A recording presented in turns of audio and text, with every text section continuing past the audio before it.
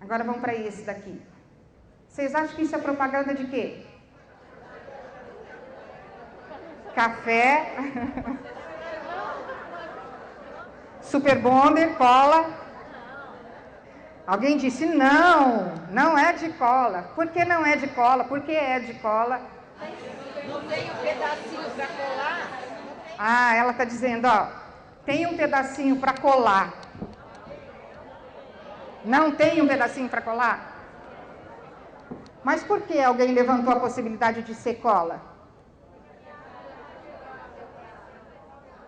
Por quê? Está quebrado. Por que numa propaganda coloca uma xícara quebrada? Ele está dizendo que pode ser por conta de ser dirigida ou para incluir deficientes físicos. O que mais?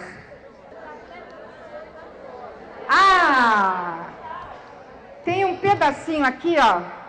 Dá para vocês lerem? Está escrito... Dá ou não? Desculpa. Então, vou ler para vocês. Van Gogh Museum. E depois, café. Van Gogh Museum, café. É propaganda de quê?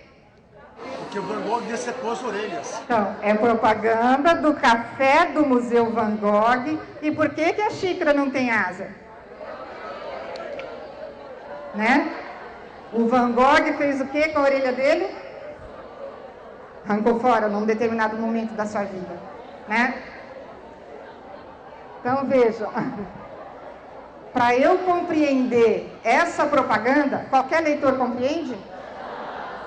Precisa ativar um repertório, que é um repertório relativo ao quê? A arte, né? A história da arte, e eu só ativo esse repertório se eu localizo esse índice linguístico que está aqui. Van Gogh Museum Café. Se eu não olhar para isso e articular esse índice com o que está aqui na imagem, eu não consigo recuperar os sentidos que eu possa ter construídos sobre quem é o Van Gogh, certo? E relacionar isto com a imagem. Não é? Ah, isso aqui eu não consegui saber o que é, porque eu tirei desse Webblogger e aí a imagem sai meio ruim, né? Então não consegui saber. É que aqui embaixo tem um outro índice. Não é Amsterdã? Talvez seja, porque começa com A mesmo, né? Então, fico imaginando que seja. Então, olha, se a gente supuser que ali é Amsterdã, esse Van Gogh Museum é de onde? Faz sentido que seja de Amsterdã ou não faz sentido?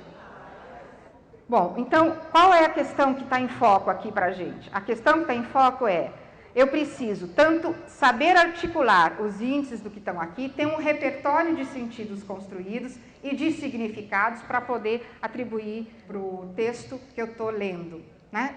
E quem vai escrever lida com isso também. Então, entender quais foram as estratégias que o autor utilizou. Então, por exemplo, esse recurso, né, de utilizar a xícara da asa quebrada, né, para fazer referência ao Van Gogh, é um recurso sofisticadíssimo de interpretação.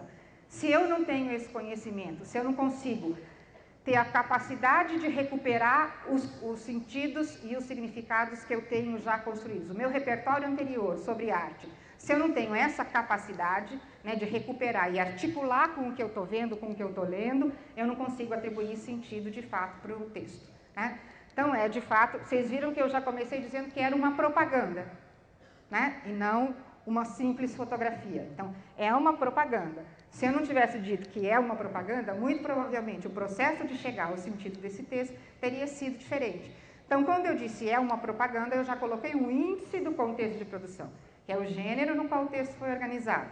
Quando a gente fala no gênero, a gente já pensa automaticamente na finalidade, e aí fica mais fácil da gente tentar ver para que serve esse texto, o que é que ele está dizendo então, né? Bom, agora leiam esse pequeno período. As rosas não nadaram nas sobrancelhas do chocolate incolor. Dá para entender? Dá? Não? De qualquer forma, tá difícil ou não tá? Tá, né? As rosas não nadaram nas sobrancelhas do chocolate incolor? Há algo de esquisito no reino, né? E agora?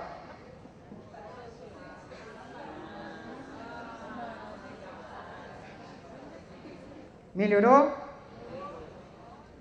Isso eu encontrei num site da Secretaria de Barra Mansa, para divulgar um projeto que eles fazem de discussão do preconceito racial mesmo. É um projeto muito interessante. Quem quiser, entre no site e dá uma olhadinha, porque é um projeto bem bacana. Então, articular os trechos do enunciado, né? E quando a gente fala o A, esse A é de admiração por muitas coisas, né? Talvez pela qualidade do projeto, mas, para mim, pela qualidade da estratégia que o autor utilizou para fazer a divulgação do projeto, da estratégia linguística, né? Você colocou algo que é absolutamente incompreensível à primeira vista, porque a gente fica esperando alguma conexão que a gente possa fazer para dar sentido para aquilo, né? E aí, quando a gente lê a segunda parte, olha, é chocante, né? Puxa, é mesmo, não faz sentido, né? Por um lado é alívio de leitor, por outro lado é de quem admira a estratégia que o autor utilizou. Quando a gente compreende essa estratégia, quando a gente lê o texto e compreende a estratégia que o autor utilizou, ela também é reproduzível quando a gente vai escrever outros textos, desde que a gente tematize isso, né? Eu poderia, por exemplo, agora propor para vocês, bom, vamos pegar cada grupo de 5 pessoas escolhe um assunto polêmico e escreve uma frase de divulgação ou que provoque reflexão sobre esse assunto polêmico, usando a mesma estratégia que o autor deste texto usou. Ela é replicável, né? Então, quando a gente replica, a gente aprende a fazer isso. Quanto mais, é a velha história de a gente escrever para aprender a ler, né?